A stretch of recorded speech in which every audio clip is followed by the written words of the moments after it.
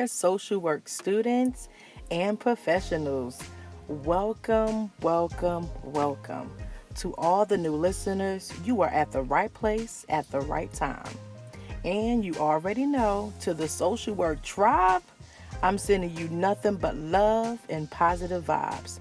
Thank you all for listening to the Social Work Learning Lounge podcast, the academic segment of the Core Inspirations channel. I'm Melanie, your social work development coach. So tell me, how is everyone doing? Progressing in your social work program? What about your social work career? What's working? What's not? I would love to know. What can you expect from this channel? An exclusive space designed for social work students and professionals. Here, you will gain additional insight on all things social work, from career, education, inspiration, and self-care. I also share my expertise and my challenges of my journey through obtaining my BSW, MSW, and my LCSWA. So believe me, you do not want to miss out. So please be sure to check out the playlist on the channel. You're going to love it here. Episode number 3, taking a closer look through a story of systematic racism. But before we proceed with today's topic, have you subscribed? Please help me grow our social work tribe. Subscribe. Also, be sure to turn on your notification bell to ensure that you do not miss out on any new social work content. Come on now, don't be like that. Share. Share this channel with anyone you feel like it would be useful for. And last but not least, please hit the like button, as it lets YouTube share my content with others who can truly benefit from this platform. If you don't tell me, I won't know. Don't forget to comment below and tell me what your content requests are. And if I get enough requests surrounding a particular topic, I will create content around what you communicate. So feel free to make me aware of what you need or what you like to see. For today's episode, we will be taking a closer look at the following subject matters: implicit bias, mandated reporting, economic class, African American families, and cultural competence.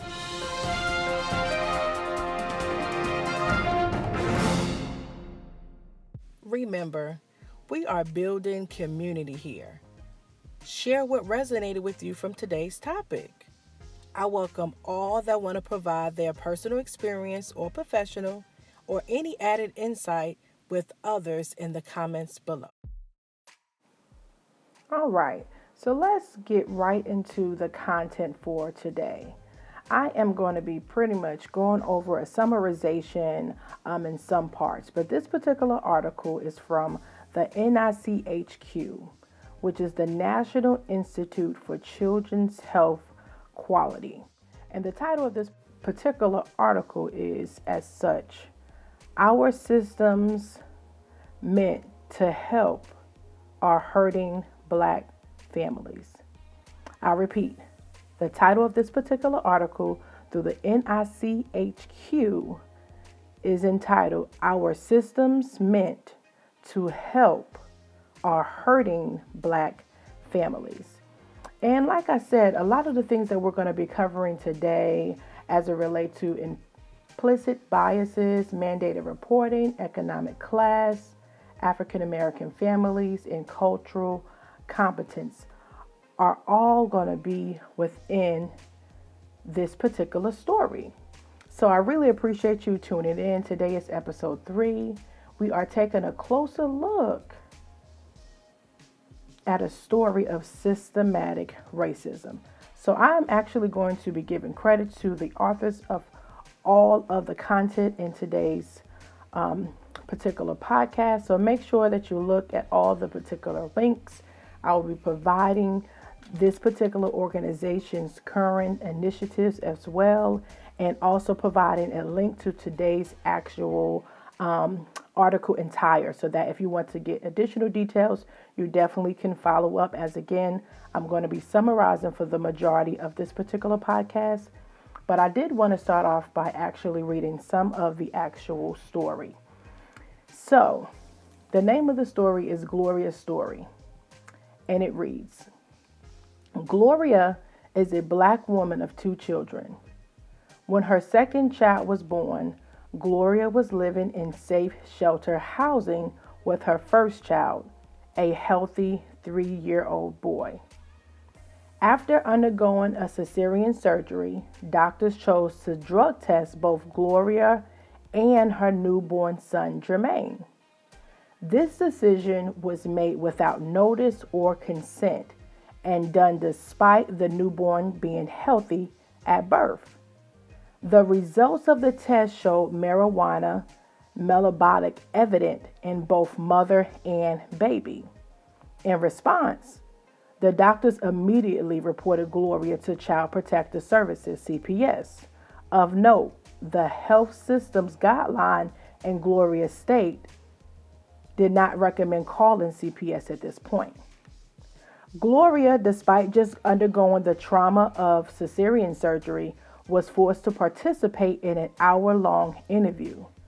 During this interrogation, Gloria was forthcoming that she smoked marijuana recreationally. When CPS then told Gloria she could not take her child home from the hospital, Gloria was furious, brokenhearted, and desperate for her baby. In frustration, she yelled at the caseworker. Because of this emotional outburst, she was reported as rude, angry, and uncooperative.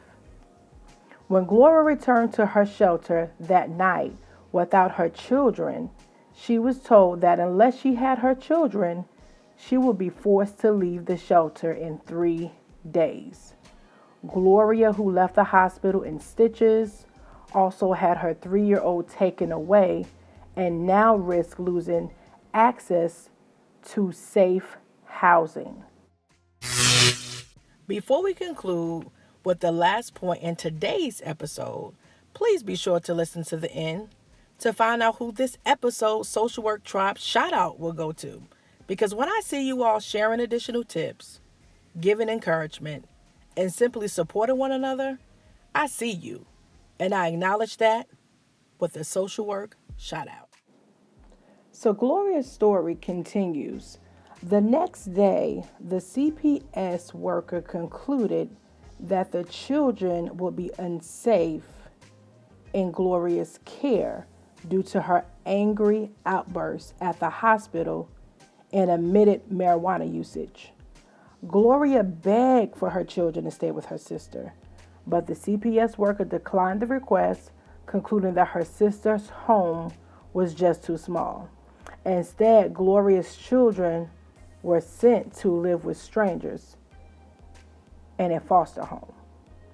Gloria then became very frustrated. She was very frustrated, very emotional. And as the story proceeds, it says Gloria then began a week-long hearing where she had to fight for her children's return.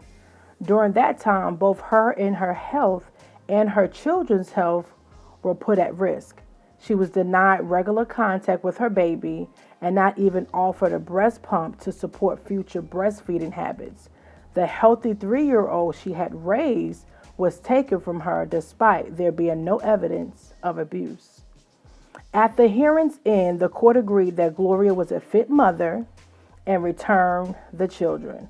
By then, Gloria had lost her shelter, and because of the initial report, Gloria's name was placed on a child abuse registry that will restrict her employment options until Jermaine, that 3-year-old son, turned 28 years old.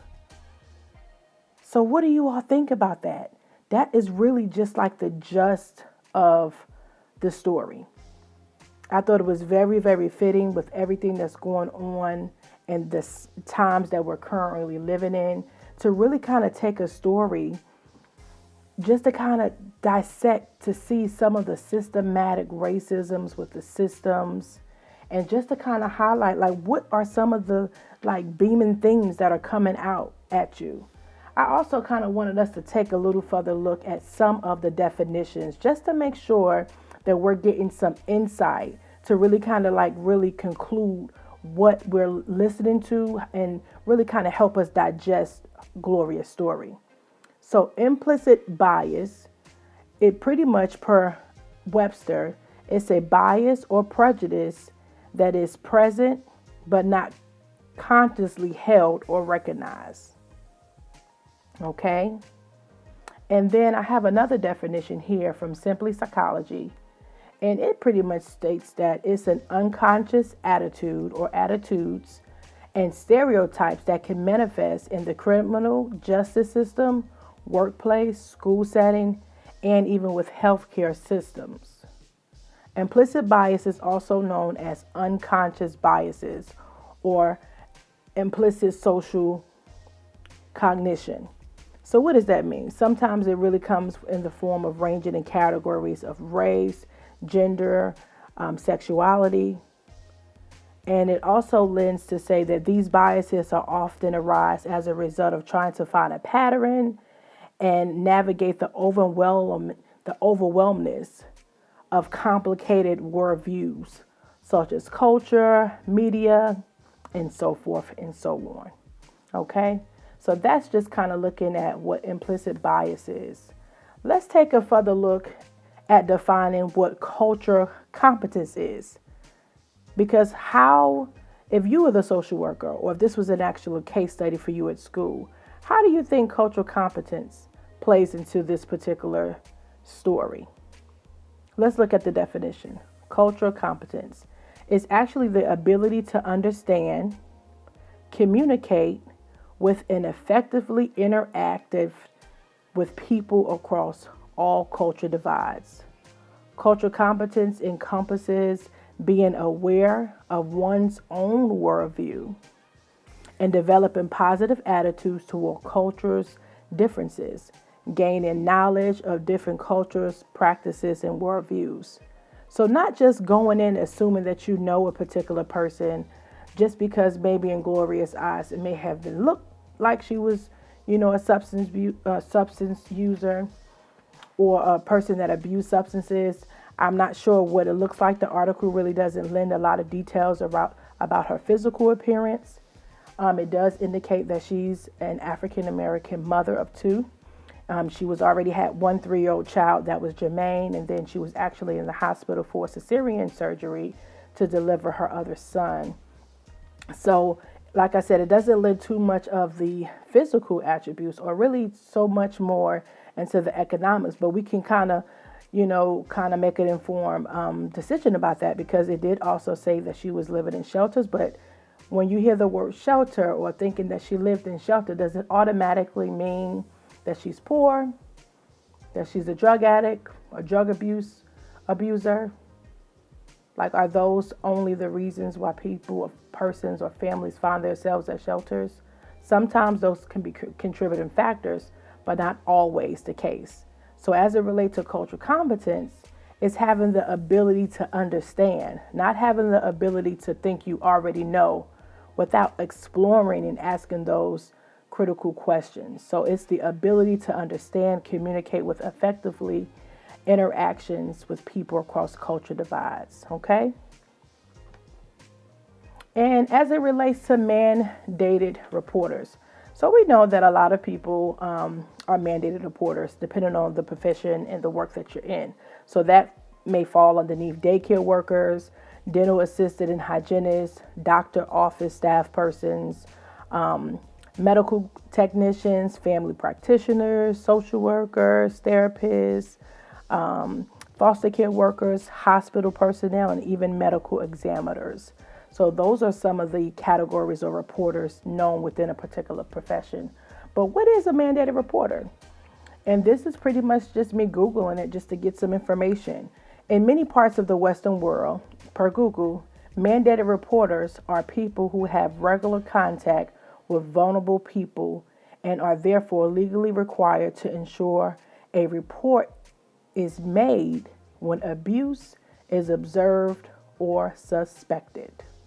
So, was the doctor right? Was the doctor right in automatically calling and reporting this? And let's just kind of like give some highlights of actually about the actual story so that we can kind of see what it was. So the doctor immediately actually went and reported it based upon the test that he took, the drug test. And it also noted that it was not consented at all. It was not consented in regards to Gloria actually filling out a form of consent to release that information or give her permission to state that she's okay with having that done. And it also stated, because I was thinking about, okay, well, what were some of the general statute laws or policies surrounding that? But this particular article didn't mention that.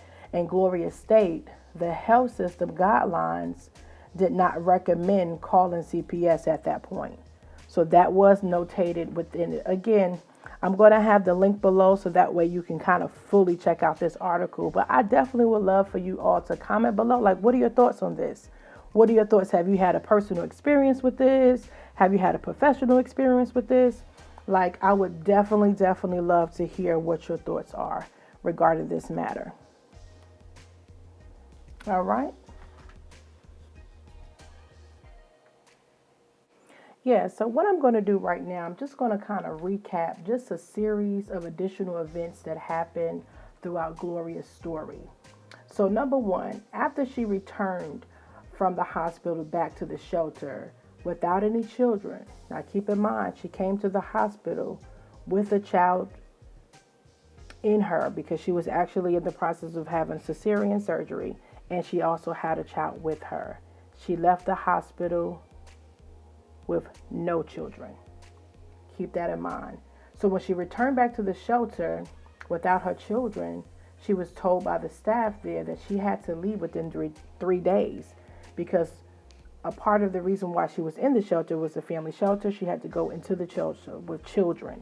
So if she didn't have her children with her, now she forces the hands of the staff there with their policies and their procedures that she can't stay there without children. And she had to actually leave within the amount of 3 days. All things to keep in mind. And again, we're talking about systematic racism.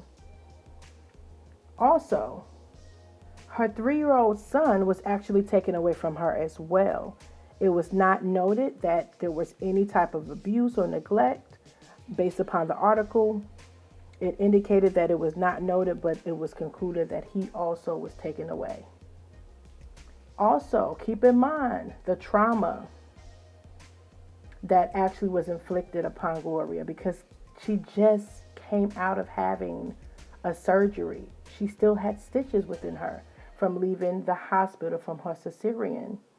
And now she faces health risk, and also, again, the stress, the complex trauma and the stress of her having to leave the shelter within 3 days, on top of having her children taken from her, on top of her newly having a surgery and not even can have time to concentrate and focus on healing and recovering.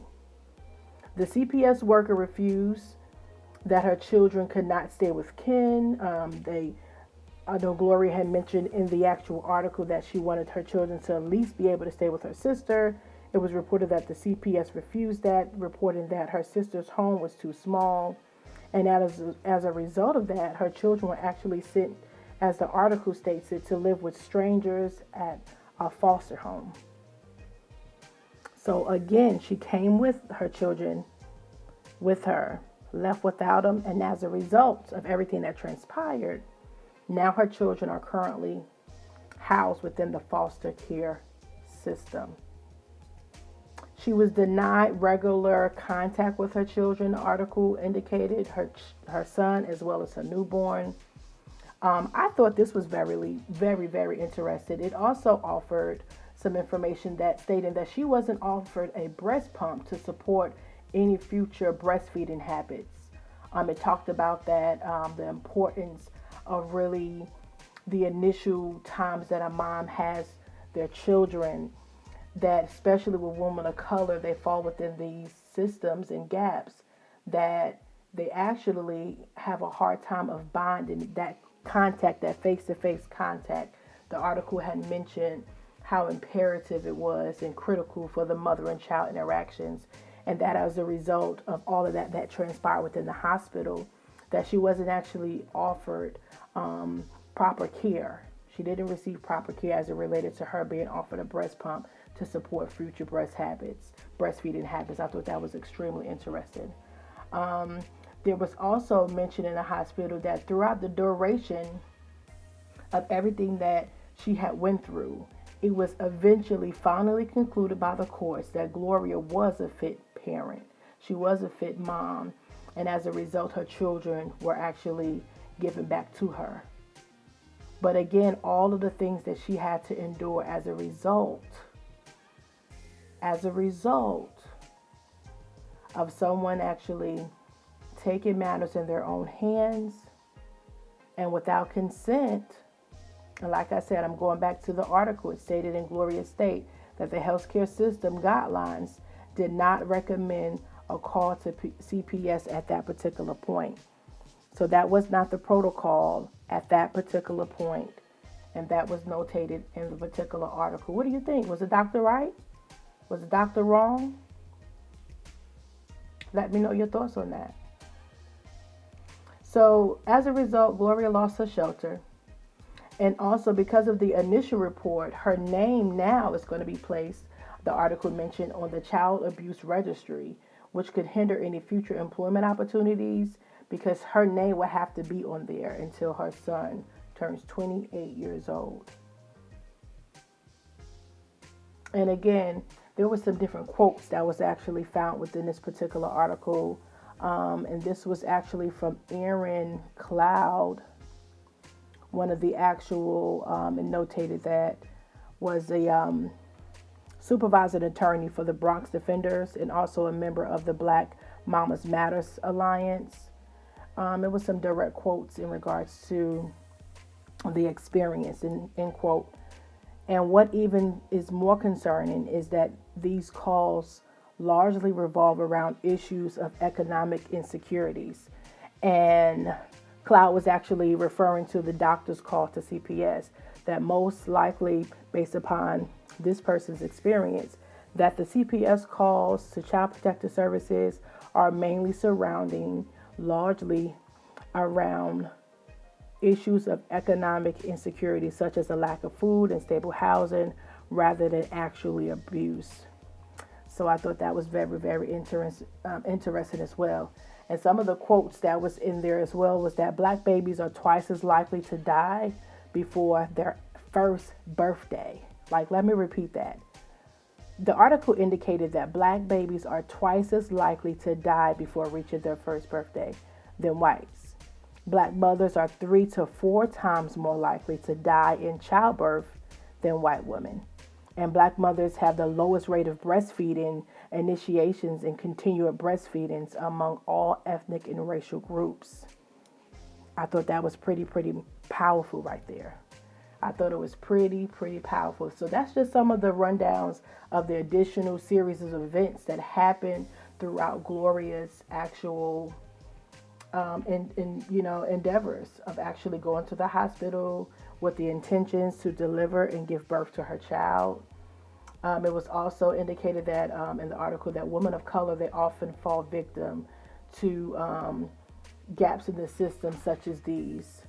And I did want to also provide, like, the whole purpose of the article was really to allow healthcare professionals, social workers, therapists, case managers, case workers, like anyone within the gamut of the helping professional, to really understand, what it's like when a call is made to child welfare investigations and how that initiation process, starts and ends. And this, please note, this is by no means telling or encouraging people not to be mandated reporters. That's not what I'm saying. So if that's where you're leading, that is incorrect. That's not what I'm saying. We're mandated by our state. But the thing about it is that recognizing when it can cause more harm than good. And really, I'm not saying that, because the thing about mandated reporters is if it's any type of suspected, thing about it. So it can be, it's one of those things, do I report or do I not? that's a debate in itself. But again, I'm not saying not to report, because that is your due diligence if you are mandated by the state to be a mandated reporter. But this is just to kind of give some insight when people experience systematic racism outside of actual issues of abuse or neglect, where sometimes it can be focused more on economic insecurities or implicit biases based upon a particular group or particular races or ethnicities. So this is something just to keep in mind. This is just something to keep in mind. But I think it's important, though, to understand what happens with the actual investigation. So I think that was pretty powerful, too. It's just a very interesting article. Some things people may be divided on. So that's what I want to know. Leave in the comments below if this is something that you feel like, hey, the doctor was totally in the right place to do that. The mom should have never even tried weed when she was pregnant. Like, I'm not on either side. I want to be able to hear exactly what your thoughts are. I thought this was a very, like I said, compelling article. And it does. It can pull on people's, values and personal judgments, professional calls on different many levels. But nevertheless, the mom experienced systematic racism throughout the whole entire article. And there's were different things that pulled out. But again, also mentioned partnerships that were also within this article was the National Action Partnership to promote safe sleep improvement in Innovations Network, the NAPPSSN. And their goal is to aim to make safe sleep and breastfeeding the national norm. And one of the persons that also is a part of the NICHQ, she's actually the project specialist who's actually on the NAPPSSIN partnership. Her name is Avery. She was the person that also provided some insight. And the Bronx Defenders, Aaron Clouds, the supervisor attorney and the member of the Black Mamas Matters Alliance, also lended a lot of powerful insight. So again, I'll leave all the links down below so that you can look into the actual article. But I thought this was really, really good. Like I said, in the times that we're currently living in as of right now, when people are really trying to find what's right, what's wrong. But like I said, the fact of the matter is that people experience systems in different ways, and people are impacted. And race and gender and sexuality are all factors that played within the role of Gloria. And I would love to know any insight or any experience that you personally have actually endured yourself, personally or professionally, to share, because this platform is all about sharing insight. It's connecting you from the classroom to your career every step of the way. We develop here within the actual Core Inspirations channel. We do all things social work, but this particular podcast is more within the academic segment of my channel. So we're here to grow. We're here to grow academically as well. So that comes with having opinions, and everyone's opinion is something that they are entitled to. I am down to the social work minute, but I wanted to let you know that this episode's Social Work Tribe shout out goes to, are you ready? Are you ready? This Social Works Tribe shout out goes to Ashley Franklin. I want to tell you thank you so much for all of your support throughout the channel. I know that you've engaged with me with a lot of questions and provided a lot of insight. I know the last time we did correspond, you were interested in tips regarding writing your personal statement. So hopefully you are in your grad school program. If so, definitely comment below and shout out to the whole channel and everyone else. But everyone give Ashley Franklin a round of applause for being such a Social Work Tribe member. This is Melanie with Core Inspirations, aspiring you to live more from your core, to discover it, to explore it, and where we work together to develop it as a student and professional. Thanks so much for listening.